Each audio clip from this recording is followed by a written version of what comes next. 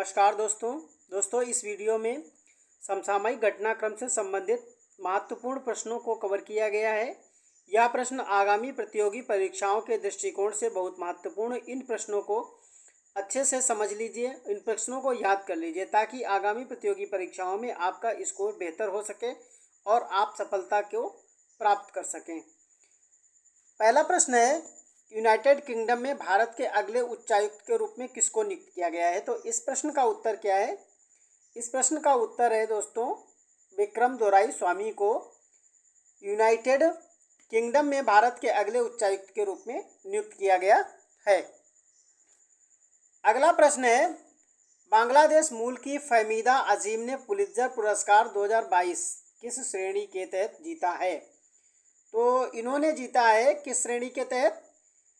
यह पुरस्कार फहमीदा अजीम ने, ये बांग्लादेश मूल की हैं और पुलित्जर पुरस्कार 2022 को जीता है और श्रेणी इनकी है इलस्ट्रेटेड रिपोर्टिंग और कमेंट्री में जीता है। इन्होंने इलस्ट्रेटेड रिपोर्टिंग एंड कमेंट्री में इनको पुलित्जर पुरस्कार 2022 का दिया गया है।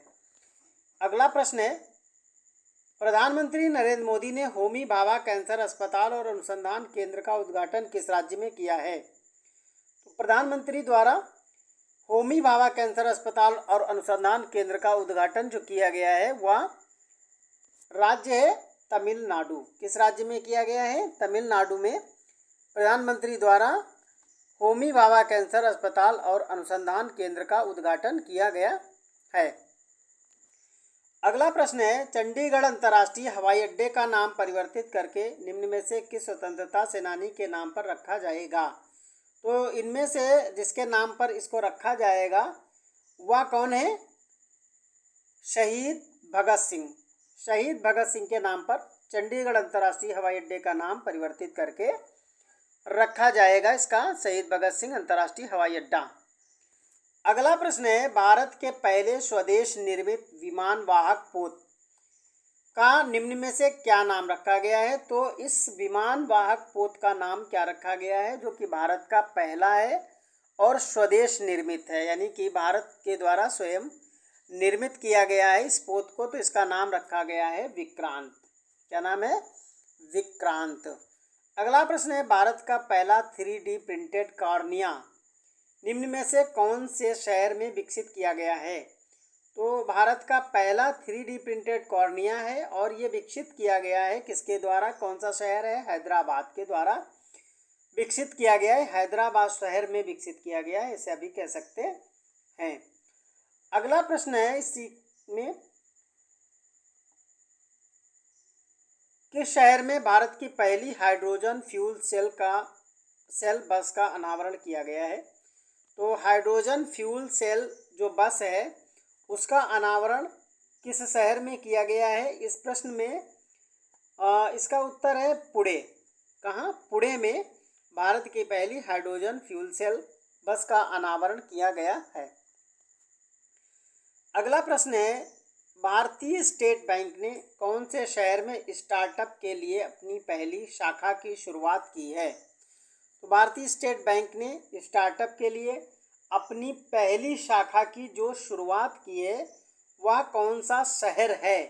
किस शहर में इसने शुरुआत की है अपनी पहली शाखा? और ये शुरू की है भारतीय स्टेट बैंक के द्वारा पहली शाखा अपनी शुरू की गई है। कहाँ? मुंबई में। किस शहर में शुरू की गई है? मुंबई में शुरू की गई है पहली शाखा भारतीय स्टेट बैंक के द्वारा स्टार्टअप के लिए। अगला प्रश्न है,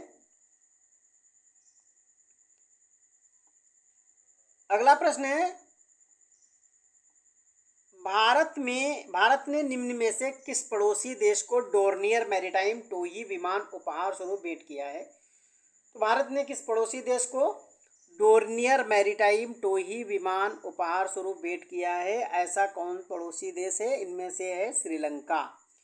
भारत ने श्रीलंका को क्या दिया है उपहार स्वरूप में? डोर्नियर मैरीटाइम टोही विमान, ये दिया है भारत ने श्रीलंका को। अगला प्रश्न है, हाल ही में किस केंद्रीय मंत्रालय द्वारा स्माइल 75 पहल शुरू की गई है? तो स्माइल 75, जिसे स्माइल 75 कहेंगे, पहल की शुरुआत केंद्रीय मंत्रालय द्वारा की गई है। और यह केंद्रीय मंत्रालय कौन सा है? सामाजिक न्याय एवं अधिकारिता मंत्रालय। अगला प्रश्न है, भारत का पहला वरिष्ठ नागरिकों के लिए मैत्री स्टार्टअप गुड फेलोज किसने लॉन्च किया है?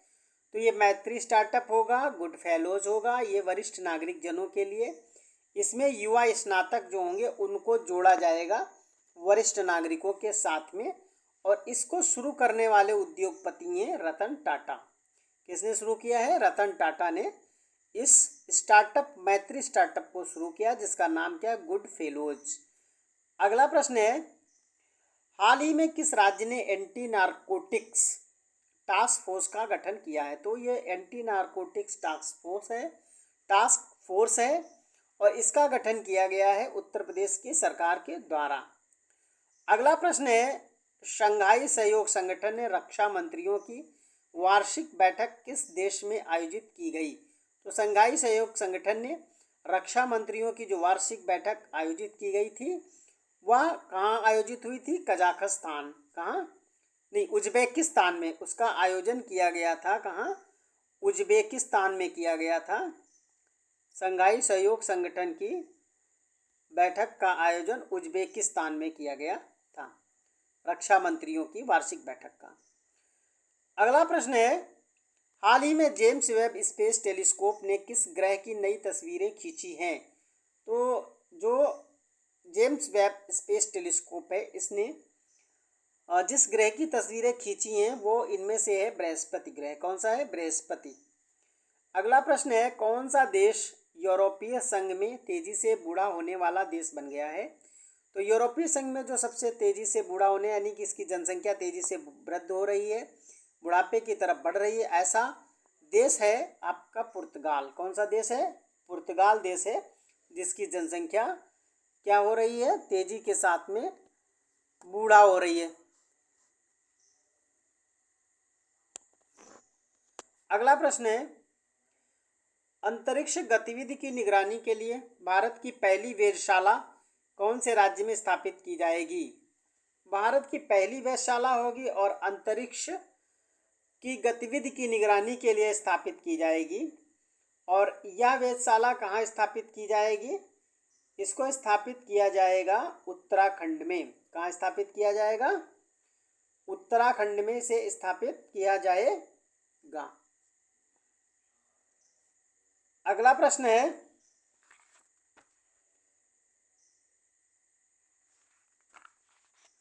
अगला प्रश्न है 17वां प्रश्न नंबर, अगस्त 2022 में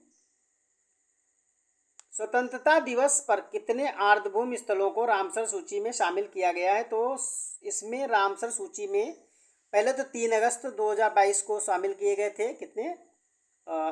10 स्थलों को शामिल किया गया था।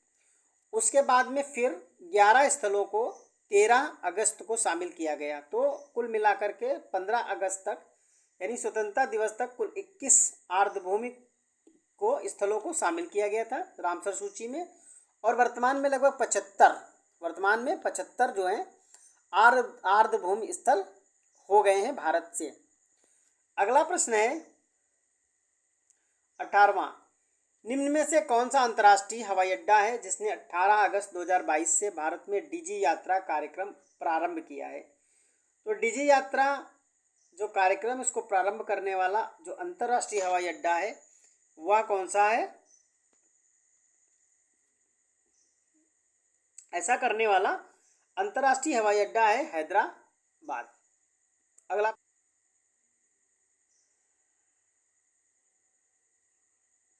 मंकी पॉक्स रोग के परीक्षण के लिए भारत की पहली स्वदेशी रूप से विकसित आरटी-पीसीआर किट किस कंपनी द्वारा विकसित की गई है? तो यह विकसित की गई है ट्रांस एशिया बायोमेडिकल्स के द्वारा।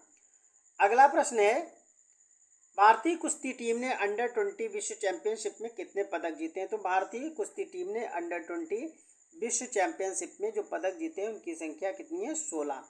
दोस्तों इसी के साथ ये वीडियो समाप्त होता है। मिलते हैं अगले वीडियो में। अगर आपको ये वीडियो पसंद आया है, अच्छा लगा है, तो इसको लाइक करिए, सब्सक्राइब करिए और शेयर करिए। धन्यवाद।